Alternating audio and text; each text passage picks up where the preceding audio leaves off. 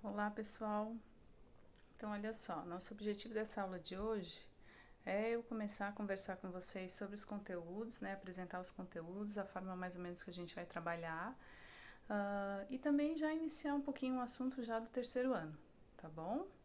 Então eu espero que dê para vocês verem o conteúdo do slide, mas se a gente tiver algum problema também, eu vou estar disponibilizando esses slides para vocês darem uma olhadinha, né? Então a gente não vai ter problema também, tá bom? Então olha só para reforçar, a gente está falando da disciplina de física, né? Aqui embaixo no slide tem o meu endereço de e-mail para vocês entrarem em contato. Lembrando que eu gostaria muito que vocês habitassem bastante o nosso Google Classroom, que é a nossa sala de aula, né? Então é importante estar sempre navegando por lá e vendo as atividades, né? Porque é fundamental estar participando das atividades, tá bom? Então vamos lá.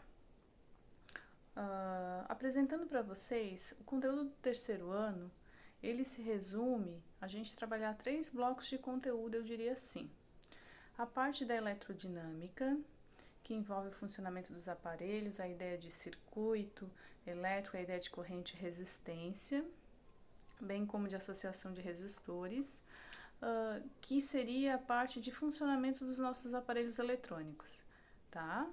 Então, eletrodinâmica quer dizer a parte elétrica de maneira dinâmica, ou seja, a parte elétrica em funcionamento, tá? Vamos também conversar sobre a parte de eletrostática, para a gente entender um pouquinho. Então, seria a parte elétrica de maneira estática, que corresponde a processos de eletrização, a ideia de campo elétrico e força, tensão elétrica, energia potencial. Dá pra gente pensar assim, é como se fosse, a gente pudesse dar um zoom dentro dos nossos aparelhos e percebesse como é o funcionamento deles, tá? Então isso é uma parte do finalzinho do primeiro semestre e início do segundo, a parte que a gente chama de eletromagnetismo, que é a parte que a gente envolve a parte da elétrica, que a gente já vai ter visto, com a parte do magnetismo. Magnetismo é aquela ideia que a gente tem quando a gente usa um ímã, né? Então a gente tem a ideia de campo magnético, tá bom? E depois, se for possível, ainda trabalhar algum tópico de física moderna. Tá bom que no terceiro ano a gente costuma trabalhar sobre radiação, né, radioatividade. Tá ok? Então vamos lá. Bem, geralmente a dúvida de vocês é quais são os instrumentos de avaliação, né? Então, gente, o ano passado, na parte remota, a gente trabalhou com questionários pelo Google Formulário, mas também trabalhou com fotografia do caderno postada no ambiente, né? Então, fazia os exercícios e postava lá. Também trabalhou com pequenos relatórios de alguns experimentos simples que dá pra gente também fazer esse ano em casa. E também com a produção de algum material que eu pedia para vocês, um vídeo, um áudio, enfim, dependendo do conteúdo. Geralmente eu faço individual. Por quê? Porque a distância também fica tudo mais delicado a gente conseguir fazer de maneira coletiva, né, em grupo. Tá ok? Então, agora entrando um pouquinho no conteúdo desse ano, o primeiro slide que eu trago assim essas duas imagens, que são duas imagens, dá pra gente pensar assim, de uma cozinha, tá? Uma cozinha do século XVII, XVI ali, ou talvez início do século XVIII, e uma cozinha do século XXI, né, 22, vamos dizer assim, né? Se a gente for perceber a diferença entre as cozinhas, a diferença gritante é que um tem utensílios, tem ferramentas técnicas, né, que eu posso chamar assim de tecnológica, e a outra tem ferramenta do que a gente chama das novas tecnologias, né? Então, a cozinha mais contemporânea, a gente percebe uma série de artefatos que na cozinha do século XVIII, XIX, até a gente poderia dizer, no século XIX não tinha, né? Então, o que a gente percebe na realidade? A gente percebe que ao comprar esses equipamentos, que hoje em dia a gente tem uma propaganda muito tendenciosa ao consumismo, né?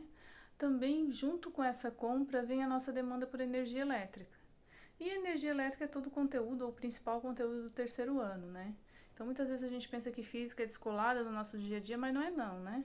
Ela é totalmente relacionada, afinal de contas, os nossos equipamentos eletrônicos permeiam 24 horas quase a nossa vida, né? Tem gente que dorme com um aparelho de celular ligado no ouvido, né? Então, essa demanda de energia elétrica, a gente entender um pouquinho esses processos por detrás desses aparelhos é que é o nosso objetivo aqui no terceiro ano, né? E, aproveitando aí, comentando com vocês, importante a gente sempre estar ligado no conteúdo de física com o global, né?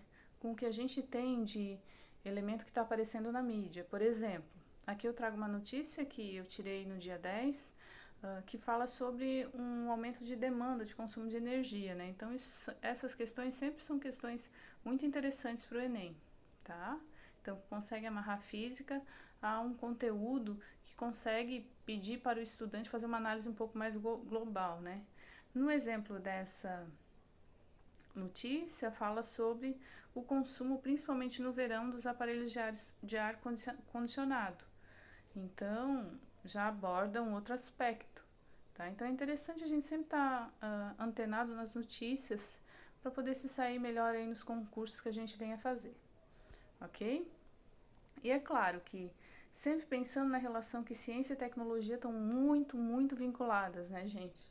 A gente até passa dificuldade para perceber até onde o que é ciência, o que é tecnologia, se a tecnologia influencia a ciência, se a ciência influencia a tecnologia, né? Porque acaba que os dois se permeiam, né? Hoje em dia fica difícil a gente delimitar isso, né? Mas lembrando que a ciência nos primórdios acaba sendo a base de toda a tecnologia, né?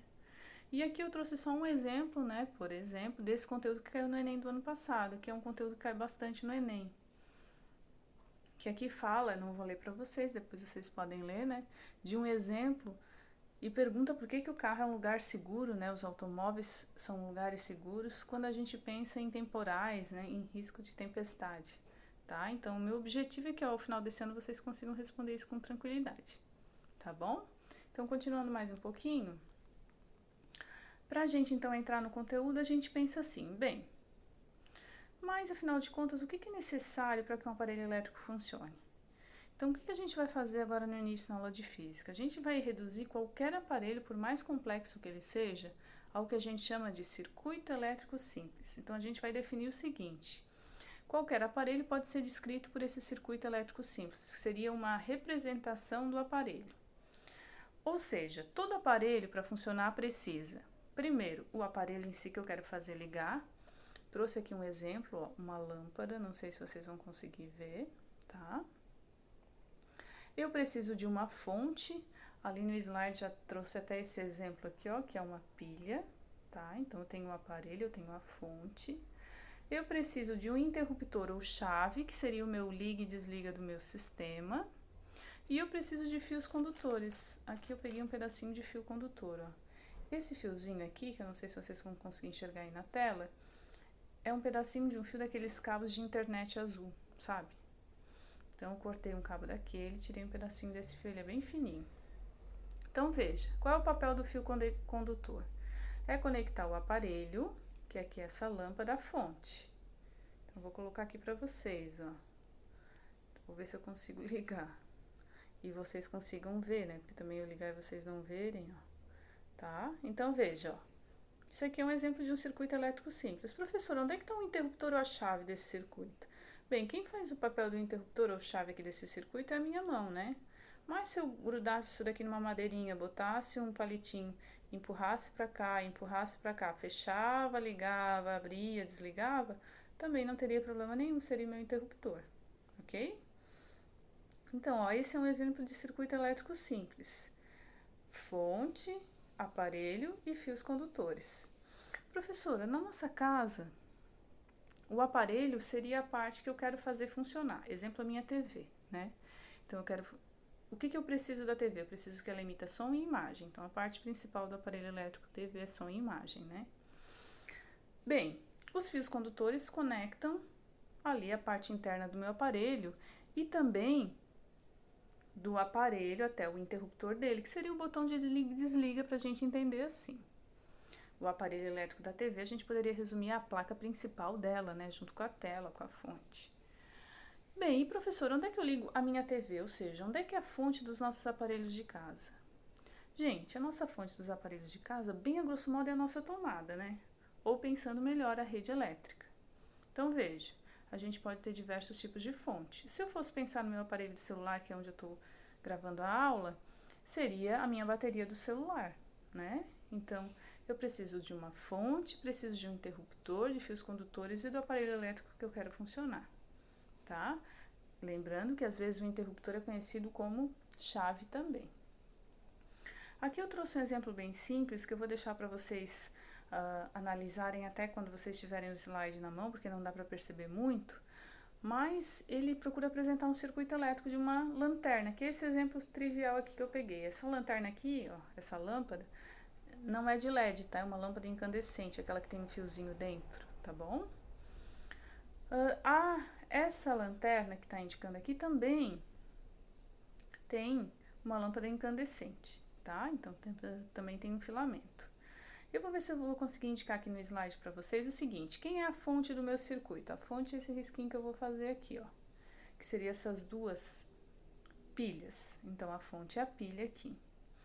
O interruptor é esse azul aqui na parte de cima. Esse aqui é azul na parte de cima, tá? Então, é o meu liga e desliga. Esse vermelho que vai aqui de trás até aonde está o aparelho é o meu fio condutor.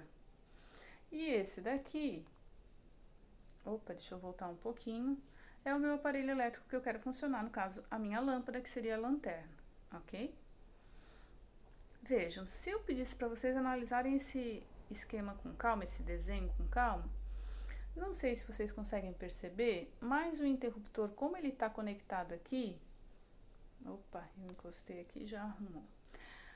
Ele apresenta um pequeno intervalo entre o contato do botão e o próximo fio condutor aqui. Deixa eu tentar riscar para vocês. Aqui, ó.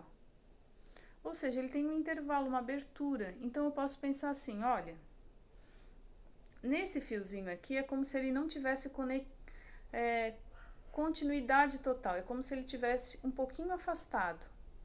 Ou seja, se ele está mesmo que só um pouquinho afastado, eu já não deixo o meu circuito funcionar.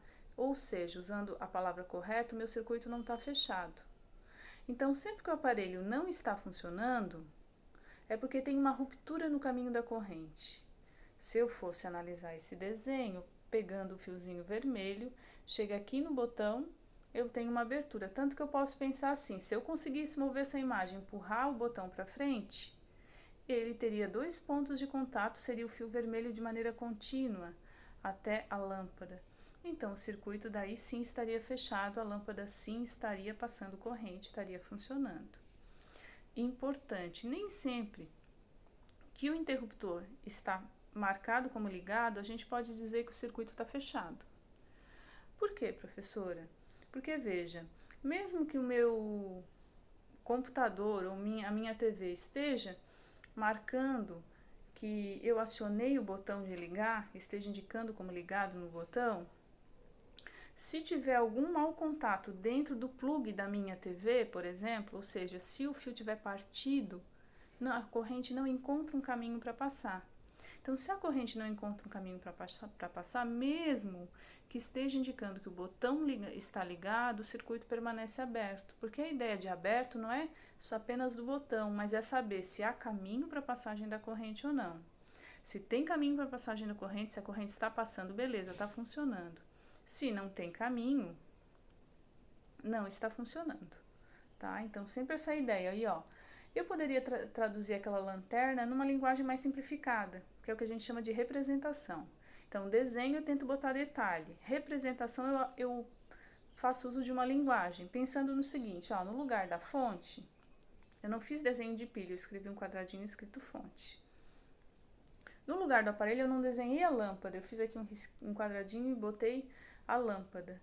E conectei um lado ao outro com esse fio azulzinho, que são os fios condutores. Lembrando o seguinte, ó, onde eu tentei circular ali, deixa eu voltar, tá dizendo que aquilo ali é a chave ou interruptor.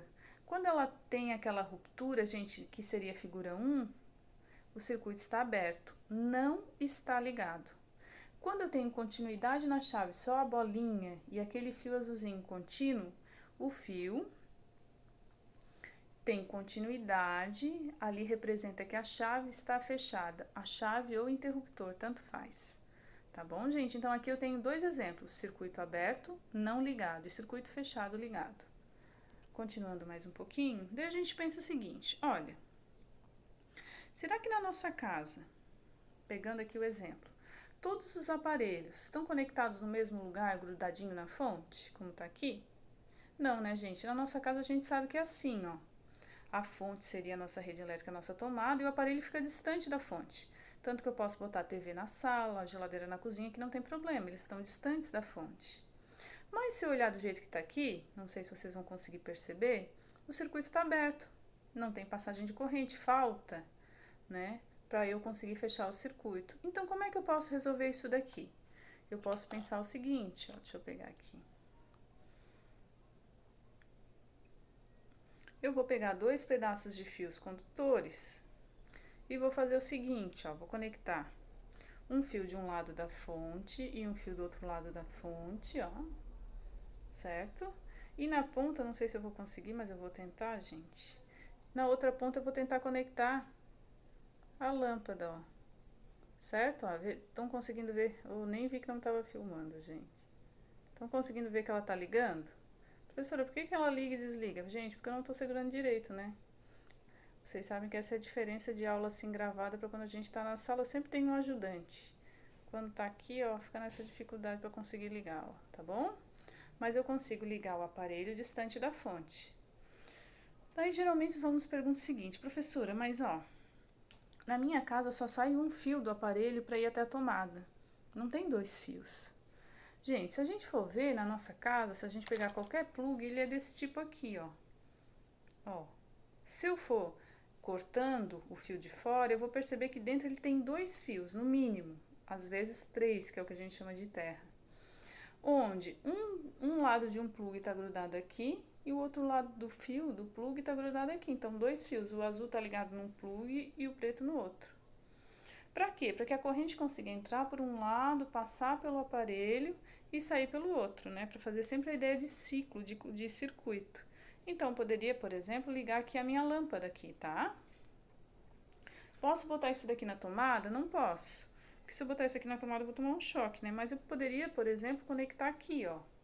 Sem problema nenhum, a pilha e tentar fazer a lâmpada funcionar. Eu não vou fazer isso agora porque eu precisaria de mais ajuda aqui para conseguir montar esse circuitinho, tá? Mas o que eu quero mostrar para vocês? Eu quero mostrar para vocês que assim eu consigo deixar o aparelho distante da fonte. Veja, nesse desenho que eu botei nessa representação, eu mostrei ali a chave interruptor dizendo que o circuito está aberto. Só lembrando, então, o circuito aberto não passa corrente elétrica. Tá bom, gente? Então, ó, deixa eu finalizar aqui. Aqui eu tenho alguns exercícios bem iniciais, bem introdutórios sobre o assunto, então eu quero que vocês deem uma olhada. A gente vai conversando e assim que possível, que eu ver que o andamento está indo tranquilo, a gente vai marcar aí uma videoaula, eu vou preparar e disponibilizar para vocês, ou gravar uma aula via Meet aí para a gente discutir esses exercícios. Tá bom, gente? Então, essa é a tarefa de vocês, resolverem esses exercícios no caderno, façam as suas anotações no caderno, que isso vai ajudar bastante ao longo do percurso desse ano aí, tá bom? Um abraço e até mais!